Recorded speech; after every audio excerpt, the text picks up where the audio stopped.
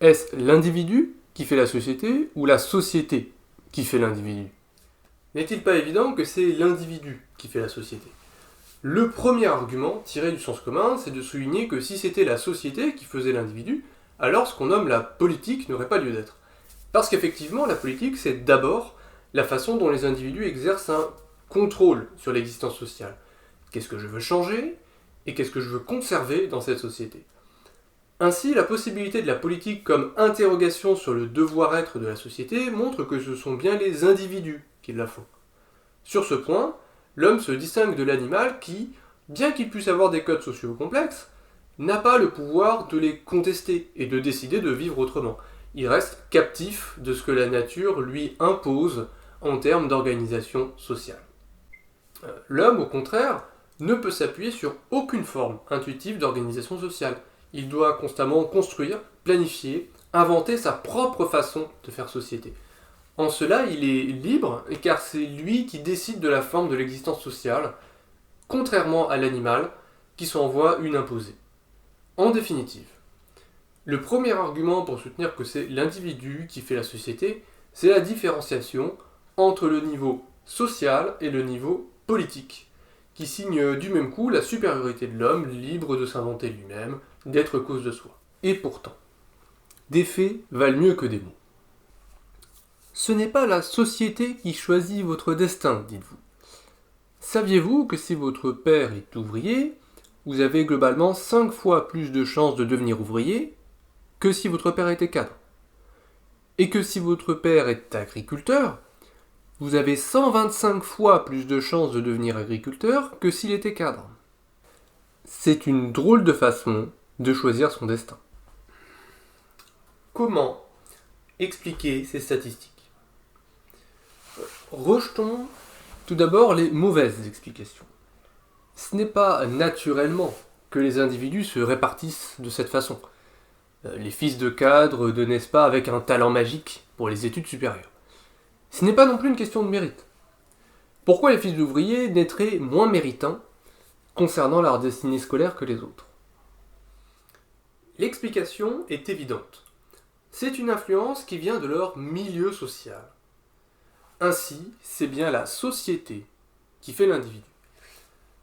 Mais peut-être ne faudrait-il pas trop généraliser. Ce que nous montre le tableau en premier lieu, c'est que le métier des parents a une influence sur le métier des enfants. Peut-être ne faudrait-il pas tant blâmer la société dans son ensemble que les parents en particulier. Mais l'influence que la société a sur l'individu ne se réduit pas au cercle familial et à la question du choix du métier. Elle touche beaucoup d'autres domaines. En fait, la quasi-totalité de vos jugements sont soit construits, soit influencés par votre environnement social. Comment convient-il de s'habiller? Votre préférence personnelle pour la mode actuelle est loin d'être une coïncidence. Et comment juger de la beauté d'une personne? L'accord entre votre jugement personnel et les canons actuels de la beauté est encore une fois loin d'être une coïncidence. Et on pourrait continuer ainsi longtemps. Mais prenons un dernier exemple, très connu, tiré du tableau précédent, à savoir la construction du genre masculin-féminin. Pourquoi les fils d'ouvriers deviennent-ils à 47% ouvriers et les fils d'employés ne deviennent qu'à 16% employés? Parce que, socialement parlant, le métier d'ouvrier a une connotation masculine et le métier d'employé une connotation féminine.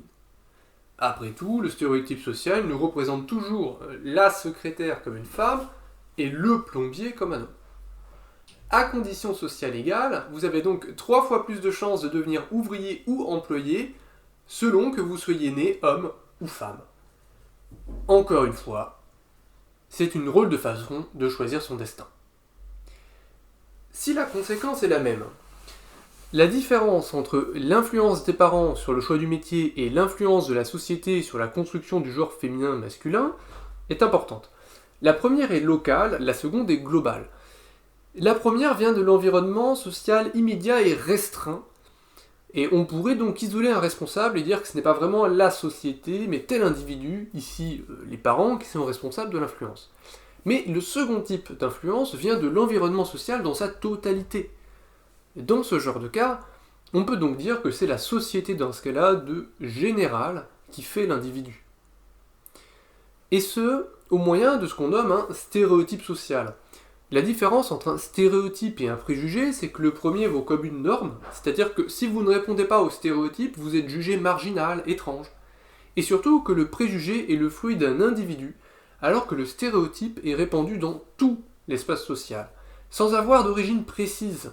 En effet, le stéréotype de genre masculin-féminin est partout, dans les publicités, dans les films, dans les livres, dans les personnes qui l'incarnent au quotidien, etc., mais sans jamais avoir d'origine précise.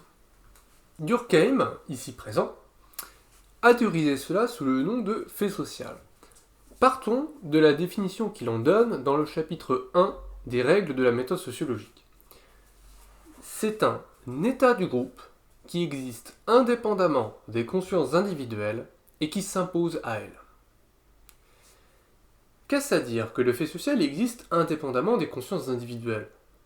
Eh bien, reprenons le cas du stéréotype social de genre. D'où vient-il ? On l'a déjà dit, de partout et de nulle part à la fois. Tout le monde y participe, mais aucun individu n'en est le créateur. C'est en cela qu'il existe en dehors des consciences individuelles. Mais cela permet d'écarter en premier lieu une interprétation qu'on pourrait nommer complotiste, qui consisterait à dire qu'une poignée d'individus orienterait l'opinion populaire, un peu à l'image de ce gouvernement de l'ombre dont parle Bernet, et qui seraient les maîtres de la communication. Durkheim ne veut pas expliquer l'uniformisation sociale en faisant référence à une structure de manipulation, avec d'un côté les beaux parleurs et de l'autre côté les crédules. Après tout, il n'y a aucune raison pour que le fait social épargne magiquement les hautes sphères de la société. On peut être plus ou moins avantagé par le fait social, mais personne n'est au-dessus de lui. Autre explication rejetée. Les auteurs du fait social seraient les individus qui le répètent et qui l'incarnent. Chaque homme qui se comporte comme le veut le stéréotype de genre, par exemple. Il y aurait donc une sorte de responsabilité et de production collective du fait social. Nous touchons là un point à la fois important et compliqué. Durkheim vous dira « Attention à ne pas confondre la manifestation du fait social avec le fait social lui-même. Reproduire n'est pas produire. Si je reproduis le fait social, c'est qu'il a déjà été produit extérieurement à moi, et donc qu'il existe en dehors de ma conscience individuelle. Il n'y a aucune production, responsabilité, individuelle ou collective. Parce que chaque individu qui répète le fait social ne le fait que parce que le fait social s'est déjà exercé sur lui. Alors, d'où vient-il ce fait social ? Pour sûr, pas de l'individu, qui le trouve toujours déjà fait. C'est en ce sens qu'il existe en dehors des consciences individuelles. Si nous poussons le propos, Durkheim dira que le fait social est sui generis, c'est-à-dire qu'il est une totalité qui ne se réduit pas à la somme de ses parties. Que dès que nous faisons société, un certain nombre de phénomènes se produisent d'eux-mêmes sans avoir pour origine une action individuelle. Personne n'est à l'origine du stéréotype, pourtant il est là. Le social prend vie et agit indépendamment des individus qui le constituent. Aussi paradoxal que cela puisse paraître. Et c'est encore en ce sens que Durkheim dira qu'il faut considérer le fait social comme une chose. Comme une chose qui existe et agit indépendamment de nous, et surtout pas comme une idée qui sortirait de notre tête et qui serait en notre pouvoir. Le fait social existe comme une chose de façon sui generis, en dehors des consciences individuelles. Toutes ces expressions reflètent différemment la même idée fondamentale. Et c'est précisément parce qu'il existe en dehors des consciences individuelles qu'il exerce une contrainte sur elles.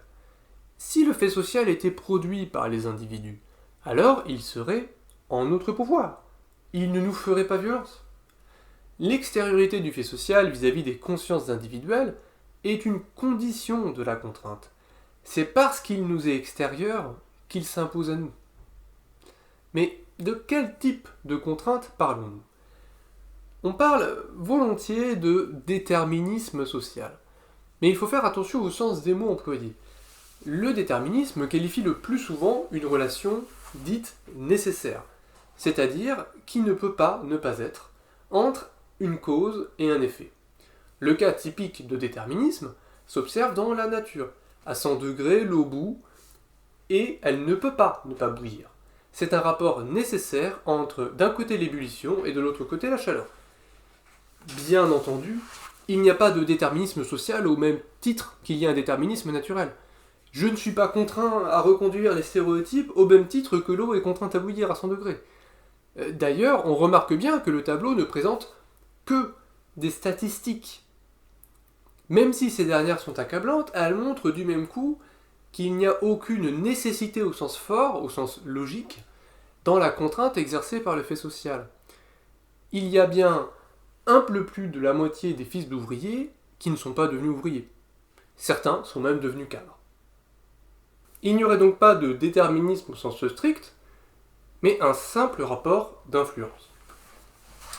D'ailleurs, Durkheim dit en plusieurs endroits que le fait social n'est pas exclusif de la personnalité individuelle. C'est une manière de dire que même s'il y a une tendance à l'uniformisation, il y aura toujours une parcelle de l'individu qui n'est pas produite de toutes parts par le fait social. Et le propos de Durkheim a cela d'ambigu qu'il ne cesse de souligner la puissance du fait social, pour ensuite, par petites touches, rappeler qu'il est toujours possible de lui résister. Mais cette résistance, qu'on peut opposer au fait social, Durkheim l'interprète non pas de manière à remettre en cause son importance, comme nous le faisons actuellement, mais au contraire pour souligner son omniprésence. Le fait social ne cesse de nous rappeler à l'ordre, à la norme, et là où on voit le mieux sa force, c'est quand on tente de s'en écarter. D'ailleurs, Durkheim a l'air de dire que cette résistance est plus virtuelle que réelle. Je peux vivre comme un homme qui n'appartient pas à son temps et à sa société. C'est une possibilité logique. Mais mes actions seront condamnées à l'échec, et je serai toujours perçu comme quelqu'un de marginal. Pragmatiquement parlant, il vaut mieux se conformer au fait social. Mes jugements, ma façon d'être, mon plan de vie, etc., me sont en fait imposés par le fait social. Mais dans ce cas-là, comment expliquer que j'ai la sensation d'être libre ? Les fils d'ouvriers qui sont, comme par hasard, devenus ouvriers, eh bien, il est très probable, en fait, qu'ils le voulaient. Personne ne leur a interdit rigoureusement de faire autre chose. Alors, n'est-ce pas étrange de dire que le fait social les contraint au même moment où ils font exactement ce qu'ils veulent ? Durkheim donnera une définition de la liberté qui se veut assez provocante. Le sentiment de liberté ne vient que de l'intériorisation du fait social. Si j'ai accepté le fait social, alors je ne sens plus la contrainte qu'il exerce, et du coup j'ai l'impression de librement vouloir ce que le fait social veut. Mais une contrainte qui n'est pas sentie ne laisse pas d'être une contrainte. Durkheim dira que, à titre d'exemple, que ce n'est pas parce que nous sommes habitués à la pesanteur qu'elle n'existe pas. Et bien de la même façon, ce n'est pas parce que nous ne sentons pas le fait social qu'il n'existe pas. Plus encore, le fait que j'ai accepté le fait social montre qu'il a complètement reconfiguré ma volonté et que je suis le plus influencé des hommes et le moins libre des hommes. Donc le sentiment de liberté qui accompagne l'action, loin d'être la preuve de l'autonomie individuelle, manifeste la victoire du fait social. Plus vous vous sentez libre, moins vous l'êtes. Nous voyons qu'en dépit des évidences, c'est plutôt la société qui fait l'individu. Néanmoins, et c'est là que repose toute la subtilité, nous avons vu que la résistance est dans une certaine mesure pensable. Durkheim dira que cela montre que le fait social exerce une contrainte sur les récalcitrants. Ne pourrions-nous pas nous situer de l'autre côté de la perspective et dire que ça montre que l'individu peut encore s'émanciper du fait social, ou en tout cas qu'il cherche à le faire ? Et ça tombe bien parce qu'au début de la vidéo, nous avions dit que le rôle de la politique était de gérer la vie sociale. La question qui nous vient est donc celle-ci. L'activité politique peut-elle exercer un contrôle sur le fait social ? Évidemment, oui. C'est une partie de ce qu'on nomme la justice sociale. Mais prenons un exemple pour se faire une première idée. L'école. Elle s'aborde sous deux pôles. C'est un lieu d'apprentissage, c'est un lieu d'émancipation du fait social. En premier lieu, mettre un enfant à l'école, c'est l'extraire de son milieu social immédiat, l'extraire des influences qui pèsent sur lui. C'est le transporter dans un lieu neutre, où il serait mélangé à d'autres enfants, d'autres milieux sociaux. Il y a un vieux fantasme de l'école protectrice, terrain neutre sur lequel la véritable individualité de l'enfant pourra s'exprimer. C'est aussi pour ça que la neutralité politique et idéologique de l'enseignant est primordiale. L'école, c'est sans doute la plus grande démarche que nous avons entreprise pour nous émanciper du fait social. En premier lieu, donc, on émancipe en isolant l'enfant durant la formation de son jugement. Mais émanciper, c'est aussi donner les moyens. C'est dire, vous êtes un homme, mais rien ne vous empêche de travailler dans le milieu du social et d'aimer la danse classique. Vous êtes une femme, rien ne vous empêche de travailler dans le bâtiment et de bricoler dans votre garage le dimanche après-midi.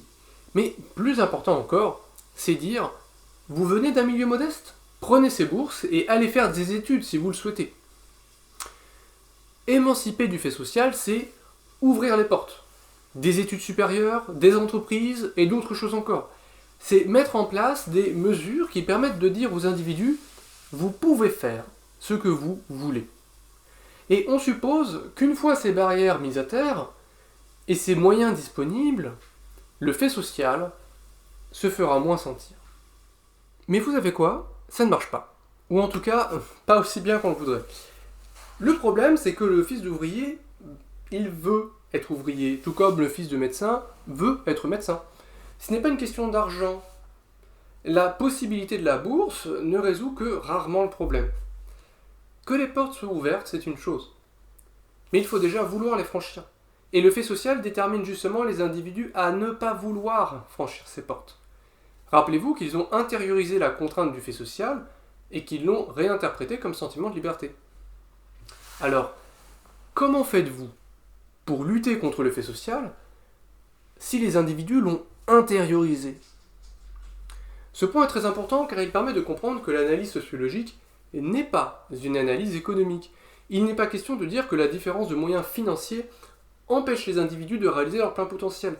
La différence économique est une conséquence du fait social, pas sa cause. Et c'est aussi en ce sens que l'étude du fait social revient à produire une critique de la logique du mérite. Vous êtes dans une logique du mérite lorsque vous donnez aux individus les mêmes droits, les mêmes moyens au départ, et que vous laissez leur travail les départager. La logique méritocratique est assez claire et intuitive. Si deux individus étaient dans les mêmes conditions, et que l'un réussit et l'autre non, c'est que l'un a plus travaillé que l'autre, et que cette inégalité est donc justifiée sous la forme d'une hiérarchie. La méritocratie, c'est la légitimation des inégalités par le concept de travail. On comprend que la logique méritocratique puisse prétendre être une façon de s'émanciper du fait social.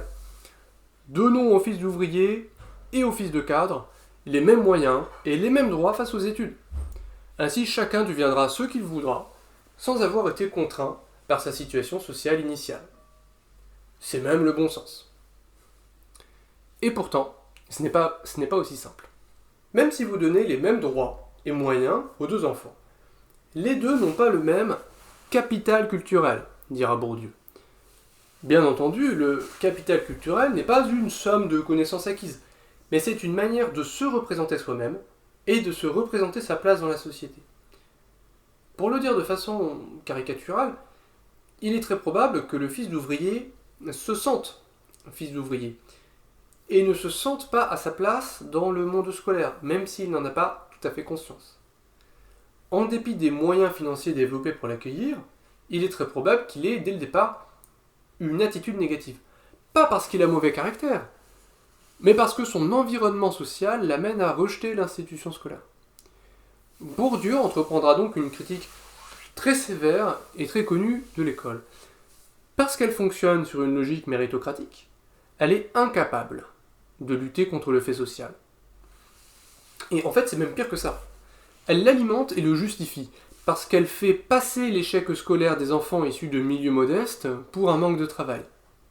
Elle justifie l'inégalité sociale en la mystifiant sous le concept de travail et de mérite.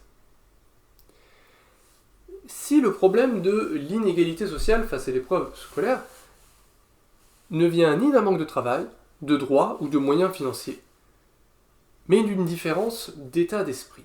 Comment peut-on encore lutter contre? Comment lutter contre un état d'esprit? Réfléchissons à partir d'un autre exemple. Un syndicat universitaire quelconque organise une assemblée générale autour d'un thème politique. Tout le monde est invité à prendre la parole. Problème, il n'y a presque que des hommes blancs qui saisissent l'occasion de s'exprimer. Non pas parce qu'ils sont les seuls à avoir des choses à dire, mais parce qu'ils ont dès le début plus d'assurance que les autres du fait de leur capital culturel. Avoir donné librement la parole à tout le monde n'a servi à rien. Pire encore, cette invitation à la liberté risque de nous faire penser que les femmes et les personnes de couleur n'ont rien à dire, que seuls les hommes blancs auraient une conscience politique. Alors, que faire si donner librement la parole amplifie le fait social au lieu de l'enrayer? La réponse, scandaleuse, c'est contraindre certains hommes blancs à se taire et inciter fortement les femmes et les personnes de couleur à parler. Instaurer une logique de quota, on peut également employer l'expression de discrimination positive. Il n'y a que par la contrainte qu'on peut efficacement lutter contre le fait social. Et c'est très, très problématique. Prenons un exemple récent qui a défrayé la chronique. Lors du bal des migrants, un DJ aurait déclaré vouloir interdire la piste de danse aux blancs. C'est évidemment scandaleux. Et l'événement a été annulé. Mais pourtant, on peut reconstruire la logique de cette interdiction et même la légitimer. Il ne suffit pas d'inviter tout le monde à s'emparer de l'espace et de se mettre au devant de la scène. Car certains, et ici on suppose que c'est le cas des migrants, n'ont pas suffisamment confiance en eux pour ça. Le résultat d'une telle invitation, c'est que les hommes blancs vont envahir la piste de danse et qu'on pensera que les migrants ne font pas d'efforts pour s'intégrer, etc. Alors, il faut dire non. Il faut dire non à ceux qui sont favorisés par le fait social et inciter très fortement les autres à venir sur la piste. Ce n'est qu'une fois qu'ils auront osé, grâce à cette logique de discrimination positive, qu'ils pourront prendre confiance en eux et que leur comportement ne sera plus déterminé par le fait social. La même réflexion vaut, et même en fait monnaie courante, il faut bien le dire, dans le monde du divertissement. On trouve des quotas, explicites ou implicites, très clairs sur la représentation des femmes et des personnes de couleur dans les films, ou même encore dans la façon dont les écoles d'enseignement supérieur recrutent. Il ne suffira pas que telle école déclare accepter en droit tout le monde, mais il faudra imposer à cette école des quotas. Tant de personnes dans votre école doivent venir par exemple de Bac Pro. Bref, la logique du quota et de la discrimination positive, c'est la nouvelle manière de lutter contre le fait social et de redonner le pouvoir à l'individu de se déterminer par lui-même. Mais on voit bien que cette pratique est problématique, parce qu'elle ne peut qu'engendrer la polémique. En effet, elle vise l'émancipation par la contrainte, l'égalité via des procédures inégalitaires, et la fin de la discrimination par des pratiques discriminatoires. Par voie de conséquence, la logique des quotas et de la discrimination positive ne peut qu'être accusée de ce contre quoi elle lutte. Déjà, et en premier lieu, il faut bien comprendre que la pratique de la discrimination positive part du principe que l'individu est incapable de dépasser le fait social. Au fond, cette pratique intériorise la nécessité du fait social. Et plutôt que de le vaincre, elle cherche à le reconfigurer autrement par des procédures artificielles. Alors, est-ce que la pratique de la discrimination positive nous libère du fait social, nous rend individuellement autonomes? Pas du tout. Si, suite à la pratique du quota dans le divertissement populaire, vous vous mettez à penser qu'une femme vaut autant qu'un homme en tant que personnage principal d'un film d'action, alors, votre jugement est sans doute plus sain. Mais ça ne change rien au fait qu'il a été produit par des mécanismes d'influence que vous avez intériorisés. Vous avez été bien conditionné, mais conditionné quand même. La pratique de la discrimination positive, pour efficace qu'elle soit, s'appuie sur une conception très dégradante de la rationalité individuelle. Pour lutter contre le fait social, nous avons le choix entre une pratique qui ne marche pas la méritocratie, et une pratique foncièrement injuste, la discrimination positive. Donc, en définitive, est-ce que c'est vraiment la société qui fait l'individu? Eh bien, avec tout ça, difficile de ne pas répondre oui. Ceci dit, il faut toujours garder à l'esprit qu'il existe des pratiques pour émanciper l'individu ou infléchir le fait social dans une autre direction. Même si elles sont globalement imparfaites, voire, disons-le franchement, très imparfaites, le simple fait que le problème soit conscientisé et que des recherches soient faites témoigne du fait que l'homme n'est pas qu'un simple reflet docile du social, mais une liberté qui se cherche constamment. Sur ce, je vous remercie de votre écoute, et surtout, n'hésitez pas à poser vos questions, à faire vos remarques. J'y répondrai, encore une fois, dans la mesure du possible.